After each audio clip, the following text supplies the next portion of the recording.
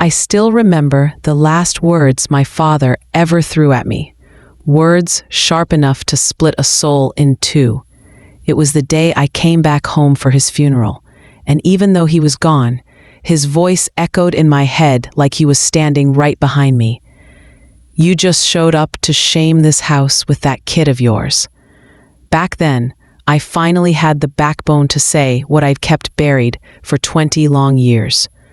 "That boy ain't a mistake, Dad. He's your grandson. My name's Geraldine Owens, but around Hartsville, Tennessee, folks just call me Miss Jerry. 72 years old, but I like to say I'm 72 years young, because honey, these old bones may creak, but the good Lord left some spark in me." Hartsville's a quiet town, the kind of place where if you sneeze on one side of Main Street, somebody on the other side will bless you before you stop sniffling. Everybody knows everybody, and trust me, they also know everybody's cousin's business, wallet size, and what color curtains they put up last spring. This little town gave me peace after a whole mess of storms I never asked for. My mornings start before the rooster even thinks about showing off. I get myself a cup of black coffee. No sugar, no fancy creams, just the strong stuff that'll wake your bones up whether they like it or not. I sit out on the porch swing and watch the world stretch itself awake.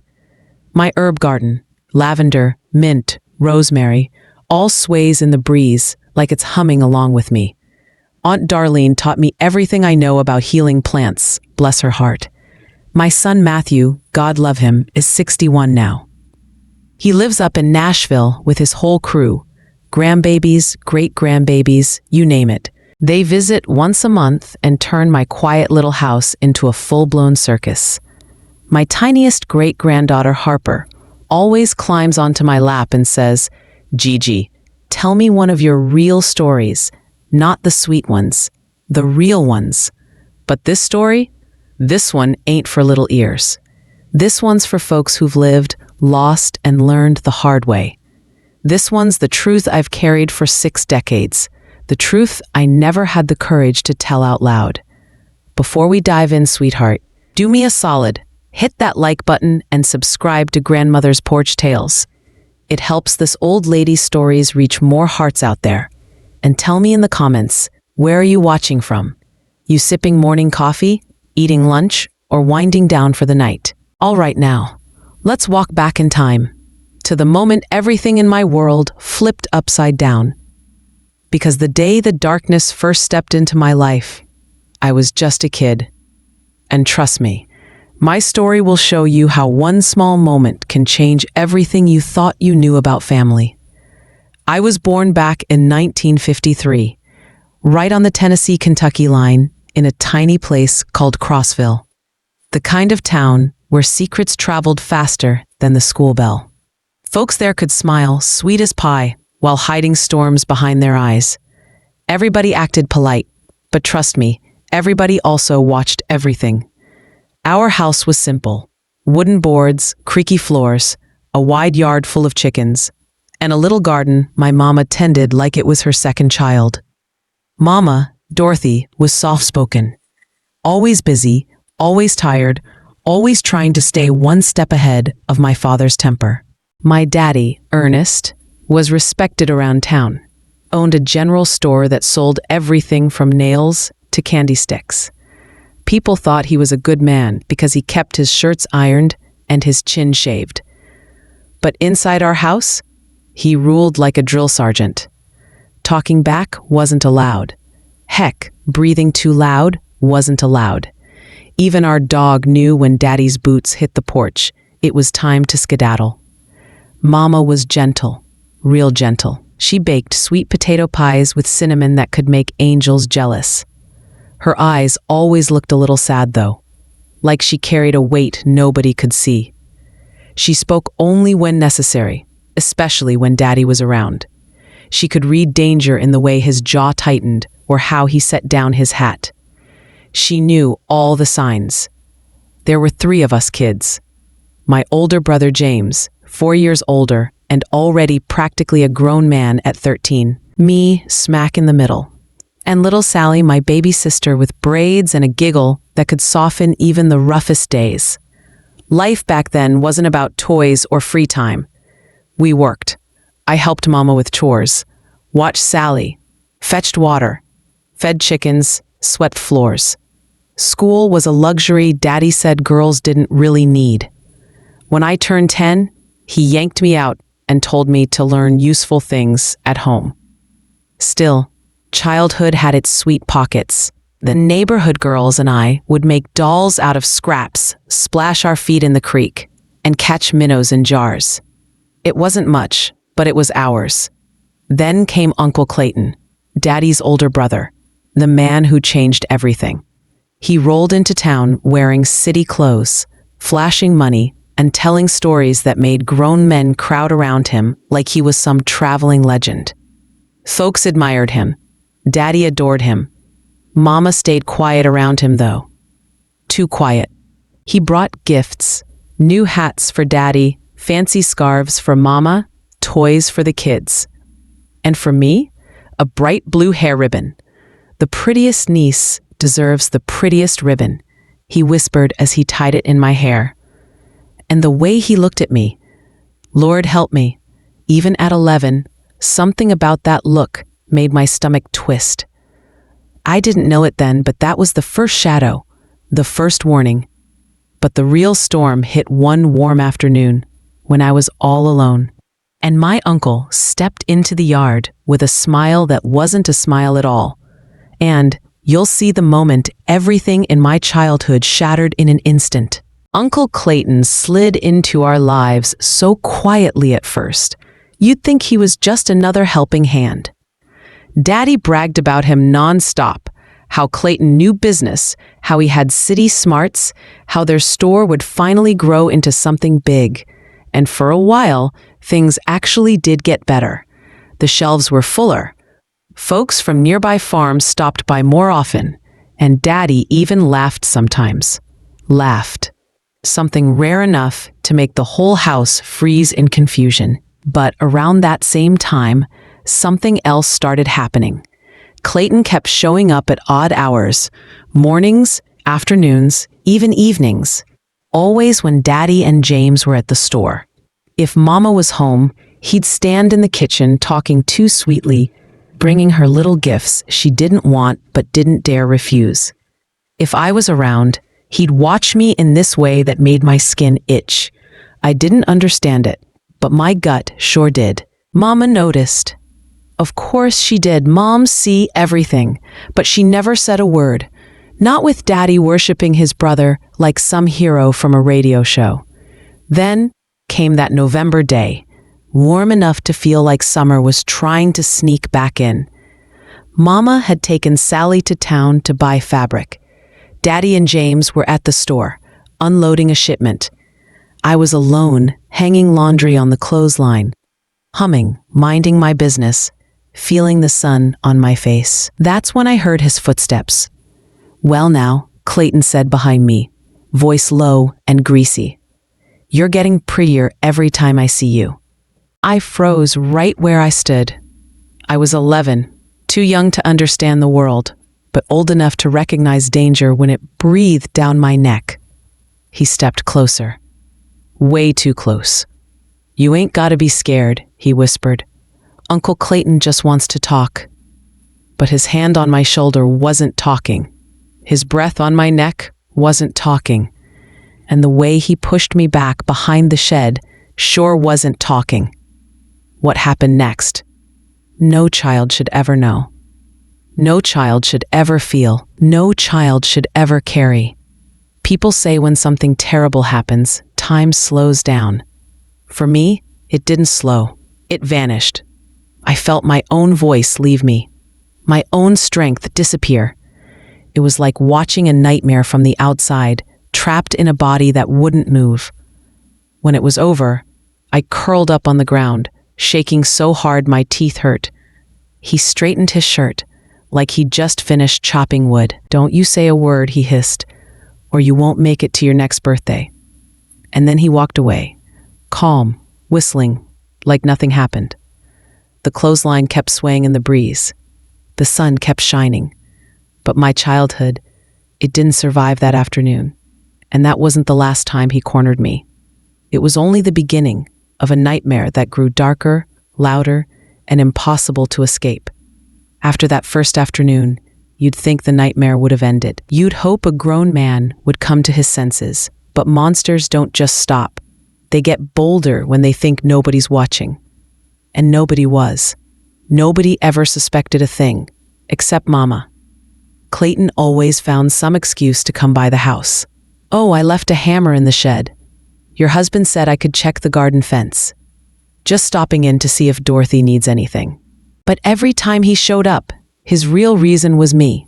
He'd wait till Mama stepped out to feed the chickens, till Sally ran to grab her doll, till I was alone for 5 seconds. Then he'd corner me, in the garden, behind the coop, near the shed, anywhere out of sight. His voice always dropped low, like he was telling secrets instead of threats. Every touch, every whisper made my skin crawl. I tried hiding. I tried staying glued to Mama's side. I tried praying until my knees hurt. Nothing helped. Mama started noticing little things. My ripped sleeves, my sudden tears, how I'd flinch when someone walked behind me. She didn't ask outright, but her eyes said she knew something was wrong. She just didn't know what. Or maybe she was too scared to guess. Clayton kept getting bolder. He'd pat me on the head in front of Daddy, squeeze my shoulder just a little too long. And Daddy, Lord help him, saw nothing. He trusted his brother like he trusted Scripture. Whatever Clayton said, Daddy believed. Then, a couple months later, everything shifted again. I missed my monthly bleeding. At 11, I didn't fully understand it, but the ache in my stomach and the sickness in the mornings told me something wasn't right. I was always hungry, always exhausted, always afraid. And when Mama found me behind the chicken coop, throwing up with my hands shaking, she didn't guess anymore. She knew. She grabbed my face gently, looked me right in the eyes, and whispered, "Baby, are you carrying a child?" I broke, right there in her arms. All the fear, all the confusion, all the secrets I had swallowed came pouring out as sobs. I couldn't speak, but she understood. She held me tight like she could shield me from the whole world. But even Mama couldn't stop the storm that was about to hit. Daddy came home early that evening. Mama sent James and Sally outside and told me to sit at the kitchen table. My hands were shaking so badly, the wood felt like it vibrated under me. When Daddy walked in and saw Mama's swollen eyes, he knew something was off. "What's going on?" he asked, setting his hat down slow. Mama swallowed hard. "Ernest, our daughter is expecting." Silence. A heavy, crushing silence. And my whole world shifted on its axis. But the real blow wasn't telling him I was pregnant. It was when Mama revealed who she suspected the father was, and all hell broke loose. Daddy didn't react at first. He just stood there, staring at Mama like she'd spoken in another language. His jaw worked back and forth, and for a second, I swear I thought the floor itself was holding its breath. "Expecting what?" he finally muttered. Mama's voice cracked. "A baby, Ernest. She's pregnant." His whole body went rigid. His hand froze on the back of the kitchen chair. And then, slowly, he turned his eyes to me. Cold, sharp, confused, furious, all at once. "Who's the boy?" he barked. "Which good-for-nothing did this?" I opened my mouth, but nothing came out. The words were stuck, choking me from the inside. Mama stepped in before I could even try. "Ernest, it wasn't a boy." Daddy slammed his fist on the table. "Don't play games, Dorothy. Who touched her?" And then Mama did the bravest and most dangerous thing she ever did. She said his brother's name. "Ernest, I believe it was Clayton." You could have heard a pin drop. The whole house felt like it tilted. Daddy's face drained of color. He shook his head, like Mama had just told the biggest lie on earth. "That's my brother," he whispered. "My own blood." Mama didn't back down. "I've seen him sneaking around when you're gone. I've seen him trying to get her alone. I came home early once. I saw him leaving the backyard. Something wasn't right. Daddy's shock snapped straight into rage. He spun toward me so fast I jumped. Tell me she's lying. Tell me you weren't running around with my own brother. I burst into tears. Daddy, I didn't. I never. He hurt me. He didn't want the truth. He wanted someone to blame. You little liar, he shouted. My brother wouldn't touch a child. You must have been sneaking around, trying to get attention, trying to trap somebody. Mama grabbed his arm. Ernest, stop. Look at her. She's terrified. Use your head. And that's when Daddy did something I never thought I'd see in my entire life.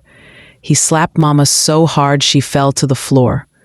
I screamed and tried to run to her, but Daddy grabbed me by the arm, hard, and dragged me toward the basement door. His breath was hot and furious. You won't ruin this family, he growled. I'll handle this shame myself. Before I could blink, he shoved me down the basement steps and slammed the door. The lock clicked. The darkness swallowed me whole. I curled into a corner, shaking, crying, holding my stomach, holding the tiny life growing inside me. Daddy's voice upstairs thundered through the floorboards, and I realized something terrifying. He didn't see me as his daughter anymore. He saw me as a problem he needed to fix. But that basement wasn't the worst part. The real terror came later, when Daddy returned with a plan so dark, it nearly cost both me and my baby our lives. Those first hours in the basement felt like falling into a dark hole with no bottom. The air was cold, damp, and smelled like potatoes and old dirt. A thin line of light peeked through a crack in the wall, just enough to remind me the world still existed somewhere above me. I sat there hugging my knees, rocking back and forth like that might bring comfort. It didn't. Every sound from upstairs, boots stomping, doors slamming, Mama crying, made my heart pound like it was trying to escape from my chest. Daddy came down once a day, never speaking, never looking at me. Just set a plate on the steps, turned around, and locked the door again. Not a word, not one. Mama snuck down when she could, usually late at night. Her face was bruised, her lips split, but she still whispered, "Baby, I'm here. I'm trying. Just hold on." Shh. On the third day, she quietly told me, "He's going to Memphis for supplies. He'll be gone 4 days." 4 days. That was the first time a sliver of hope slipped under that basement door. But then she told me something that froze my bones. He talked to Miss Hattie. He always slipped me extra bread or a blanket, then hurried away before Daddy noticed. I stiffened. Everyone in the county knew Miss Hattie. She wasn't a doctor. She was the woman people called when they wanted a pregnancy to go away. Girls who went into her house didn't always walk back out. "He said when he gets back," Mama whispered, tears spilling down her cheeks. "He's bringing her here to take care of the problem." The problem. That's what he called my baby. The baby I was already growing attached to. The only piece of me I still had strength left to protect. That night, I pressed both hands to my belly, terrified and determined all at once. I didn't know much at 11 years old, but I knew one thing for sure. I needed to get out of that house, or Daddy would kill the life inside me, and maybe me too. The next morning came and went, then another, then another. On the 4th morning, before dawn, the basement door creaked open. I thought it was Daddy, back early. I braced myself for the worst, but it wasn't him. It was James, my older brother, holding a lantern and shaking like he'd seen a ghost. "Jerry, we ain't got time," he whispered. "You gotta get out of here before Daddy gets back." My legs were weak, but adrenaline pushed me up the stairs. Mama was waiting in the kitchen, wrapping food and tucking money into a small cloth pouch. Her hands trembled as she tied the string. "You head to Knoxville," she said. "My cousin Beatrice will take you in. After that, we'll figure it out." I threw my arms around her, both of us crying silently. Then James grabbed my hand. "Let's go," he urged. "Dad's truck might hit the road any minute. We gotta beat him." And just like that, we slipped out the back door into the freezing morning air. I wasn't running away from home. I was running for my life. But getting out of that basement was only the first step.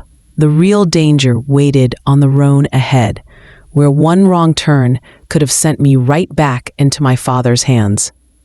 The cold morning air slapped me awake as James and I ran through the backyard, past the chicken coop, across the old cornfield, and straight into the tree line. My breath puffed out like smoke. My legs shook, but I kept moving. I had to. Once we were deep enough in the woods, James slowed down, pressing his finger to his lips. "Stay quiet," he whispered. "Daddy's got ears like a hound." We cut through the forest path that only us kids knew, twisting through oak trees, down the ditch, over the fallen logs. Every snap of a twig behind us sent my heart into my throat. I kept expecting Daddy's voice to boom through the trees, or for his big shadow to appear right behind us. But it didn't. Not yet. We reached an old dirt road that led toward the Greyhound stop in the next town. James had hidden his bike there the night before, an old rusted thing he'd fixed up himself. "You ride," he said firmly. "You're too tired to walk miles." "I can't let you push this whole way," I whispered. He gave me a look, the kind older brothers give when arguing isn't an option. "Get on, sis."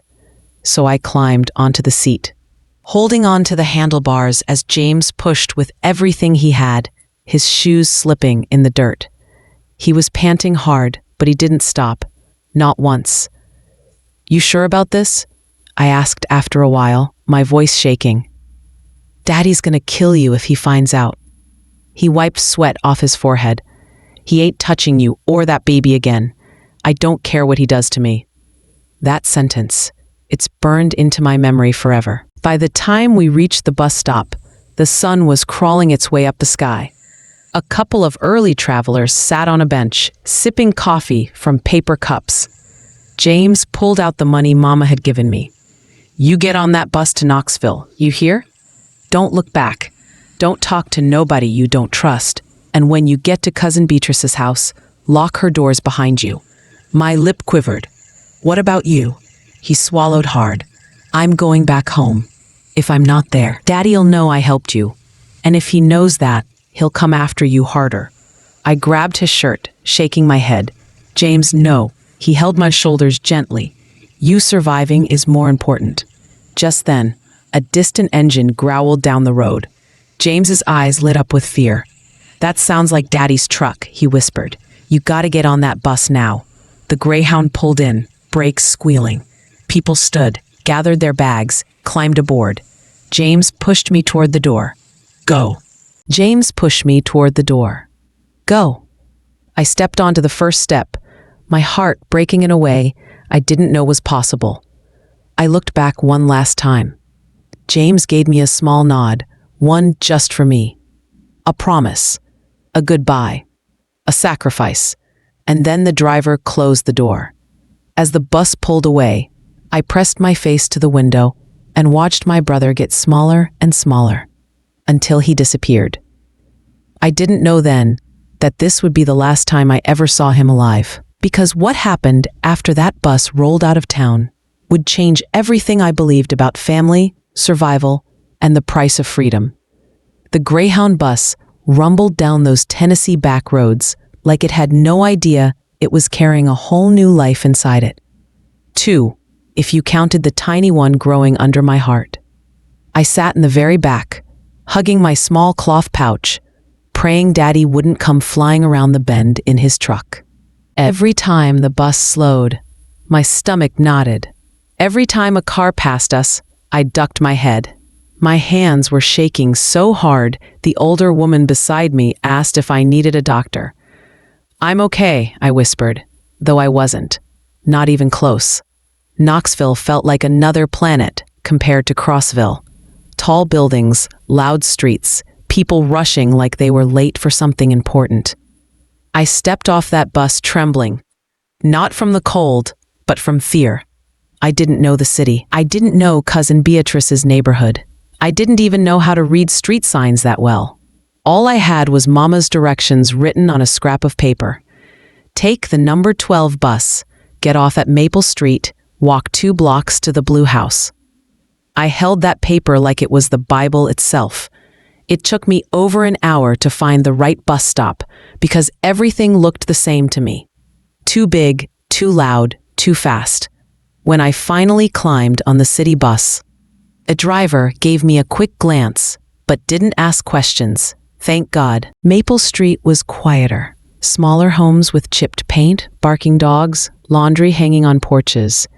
I walked the 2 blocks, just like Mama said, every step feeling heavier than the last. Then I saw it, a faded blue house with a crooked mailbox. I knocked with trembling knuckles. For a moment, I feared nobody was home.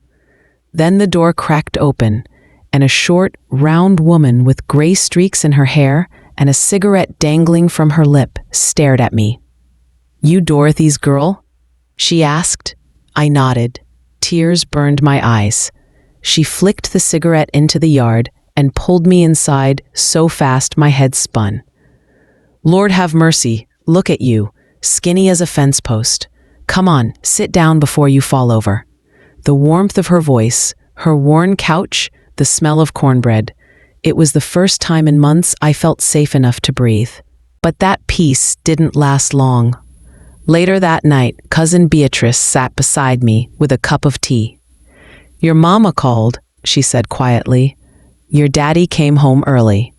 My heart dropped. "And he figured out you're gone." I swallowed hard, clutching my belly. "Is he looking for me?" Beatrice sighed, rubbing her temples.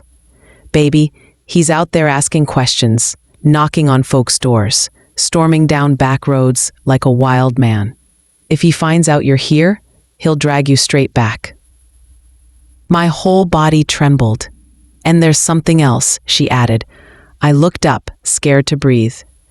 "It ain't just your daddy looking for you." Because the other person hunting me down was someone I never expected, and their arrival would turn my world upside down all over again. When Beatrice said it wasn't just Daddy looking for me, my whole chest tightened. I gripped the edge of her couch till my knuckles turned white. "Who else?" I whispered. She hesitated. Beatrice wasn't the type to get rattled, but right then she looked uneasy. "Clayton," she finally said. My stomach dropped so fast it felt like the floor disappeared beneath me.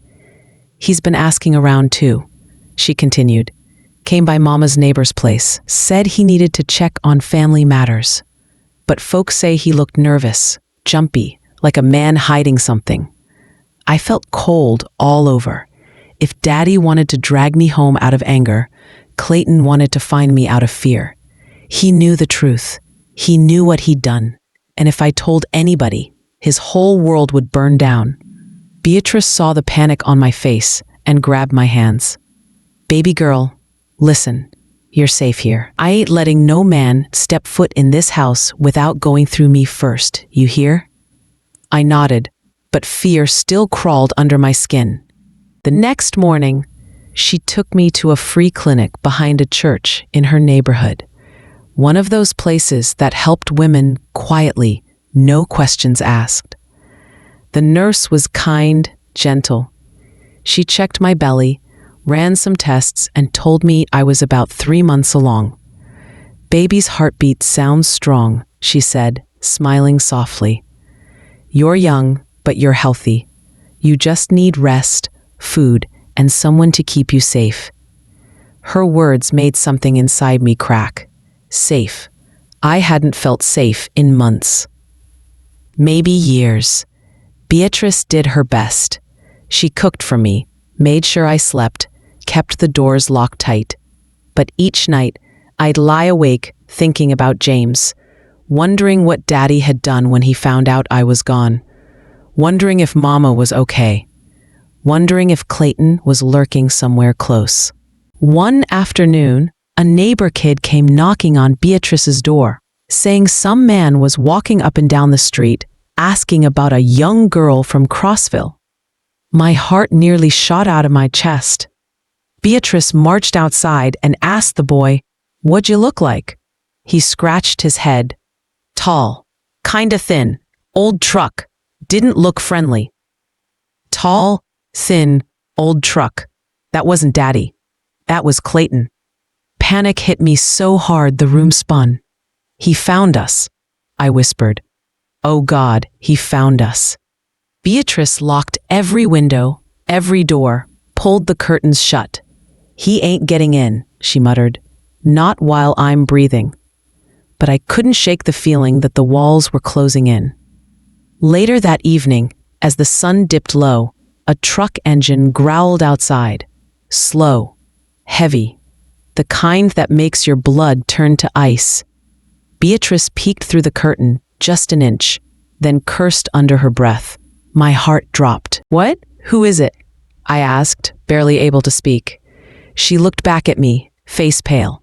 "It's him." And what he did next changed everything, not just for me, but for the baby growing inside me.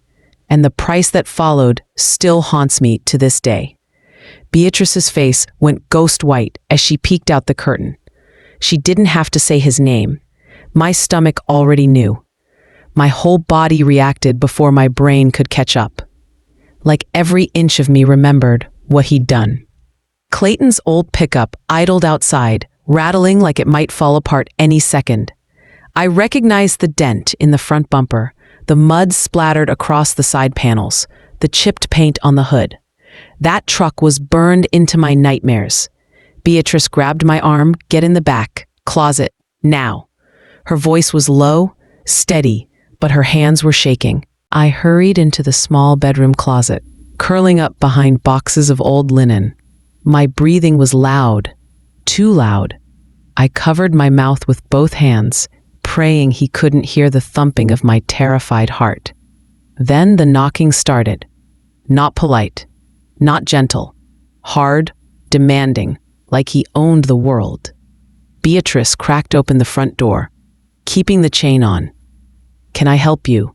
she asked, voice cold as ice.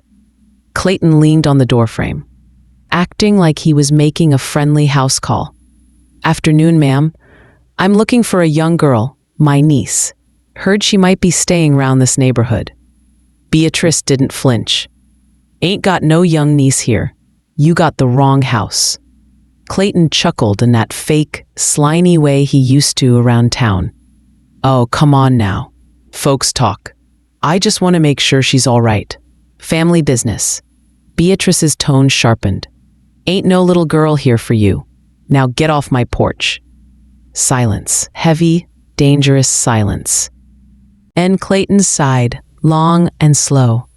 "Look, ma'am, she's got something belonging to me, and I need to set things right before that situation gets out of hand." My whole body froze. He wasn't talking about me.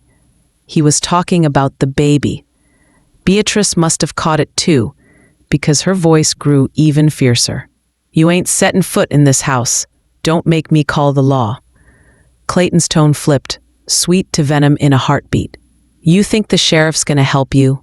You think anyone's gonna believe some pregnant runaway over me?" His boots creaked on the wooden steps. For a second, I thought he was leaving. Then, bam, he slammed his shoulder against the door so hard the chain rattled. Beatrice shouted, "Back off, Clayton." He hit the door again, harder. The picture frames on the wall shook. I curled deeper into the closet, tears running down my face. If that door gave in, if he got inside, it would be over. For me, for the baby, for everything James risked his life to save.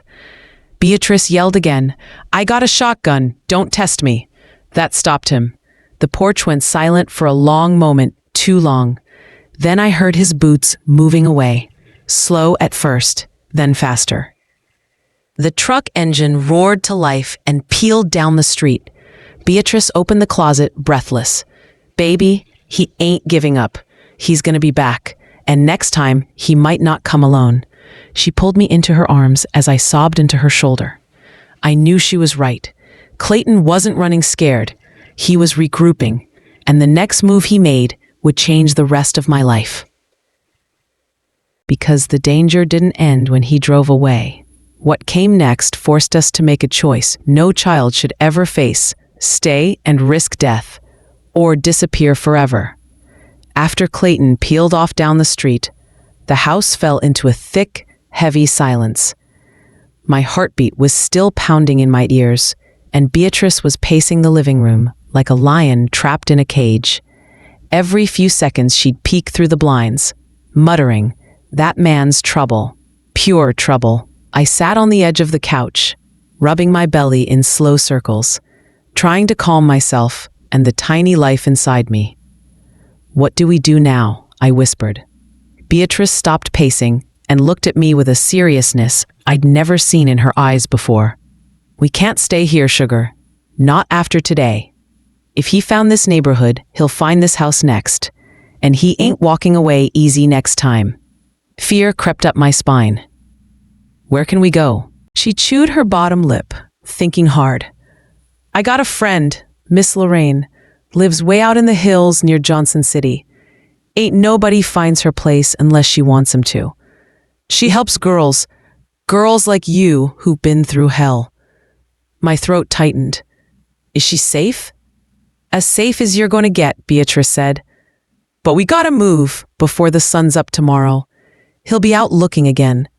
And if your daddy gets wind of it too, baby, that's a whole different storm." I nodded, wiping tears from my eyes. I didn't want to run anymore.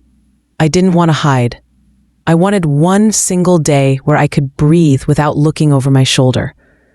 But wanting and surviving ain't always the same thing. That night, Beatrice cooked a big pot of chicken and dumplings, comfort food. She barely touched hers. She just kept watching the window, waiting for a truck engine that, thank the good Lord, never came back. When I finally crawled into bed, I didn't sleep, not even a minute. I kept replaying the sound of Clayton's fist on the door, the tremble in James's voice when he pushed me onto that greyhound, the look on Mama's face when she whispered, "Run." I placed both hands on my belly and whispered to my baby, "I'm gonna keep you safe, no matter what." Before dawn cracked the sky, Beatrice shook my shoulder. Time to go. She'd already packed 2 bags, one with clothes and food, the other with blankets and the little bit of money Mama had sent with me. We slipped out the back door, staying low, moving fast. Beatrice's old Buick coughed and sputtered as it came to life. She looked around the street one last time, making sure no pickup truck was lurking in the shadows. "Buckle up," she said. "This ain't a long drive, but it's a dangerous one." As we pulled away from the curb, I looked out the window and whispered goodbye to the house that had protected me, however briefly. My heart thudded painfully in my chest. I didn't know what waited for me in Johnson City. I didn't know if Clayton was still hunting. I didn't know if Daddy had joined him. But I did know this: I couldn't outrun the truth forever. Because when we finally reached Miss Lorraine's hidden home in the hills, I learned something that shook me deeper than all the running and hiding combined. Beatrice's Buick huffed and rattled all the way through the Tennessee backroads, climbing higher into the hills where the trees grew thick and the world felt quiet again. No streetlights, no neighbors, just long, winding dirt paths that seemed to stretch into forever. "We're close," Beatrice murmured, gripping the steering wheel tight. "Lorraine don't like unexpected visitors, but she'll take you in. She always does."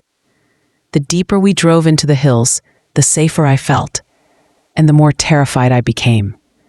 Because safety meant slowing down, and slowing down meant thinking, and thinking meant remembering. We finally pulled up to an old cabin tucked behind tall pines. Smoke curled from the chimney. Wind chimes clinked on the porch, and a tall woman with braided gray hair stepped onto the steps, drying her hands on a towel. "You brought me another one," she said quietly, eyeing me with a softness I didn't expect. "Come here, sweetheart." I stepped out of the car, legs weak, heart pounding. She took one look at my face, one look at my belly, and her eyes filled with a wisdom that made me want to collapse in her arms. "I know that look," she whispered. "I've seen it on too many girls. You're safe now, baby. You hear me? Safe." Beatrice hugged me tight, tighter than anyone ever had, then cupped my face in her hands. "I gotta go before someone notices I'm missing. You stay put. Lorraine'll take care of you." I wanted to beg her not to leave, but I knew she had no choice. People like her, people who helped girls like me, always carried risk. When her car disappeared down the dirt road, Lorraine led me inside the cabin. It was warm, filled with quilts, and the smell of eucalyptus and honey. She made me tea, sat me down, and asked gently, "Do you want to tell me what happened?" And for the first time ever, I did. The whole story poured out, every fear, every bruise, every night in that basement, every threat Clayton whispered in the dark. I cried so hard my chest hurt. Lorraine held my hands the entire time. When I finally stopped, she said something that knocked the wind out of me. "You ain't the first girl he's hurt." My head snapped up. "What?" Lorraine nodded slowly. "Years back, before you were born, there was another girl from your county. She came here too. Same story, same man." My whole body trembled. "He's been doing this a long time," she said. "And your daddy? He knew pieces of it." Folks whispered, but he chose to ignore it. I felt sick, betrayed. Rage twisted in my chest like hot iron. "Baby," Lorraine continued softly, "you breaking free wasn't just saving your own life. You broke the chain he's been wrapping around girls for years." That night, I lay on Lorraine's quilted couch, hands on my belly, staring at the low cabin ceiling. For the first time in months, I wasn't scared of a truck engine rolling up. I wasn't scared of heavy footsteps. I wasn't scared of the dark. I was a mother now, a survivor, a girl who ran and lived. And the life growing inside me, he would never, ever know the kind of evil I escaped. And that baby I fought so hard to protect, he grew up to be the man who changed my whole world. My son, my miracle, my second chance at life.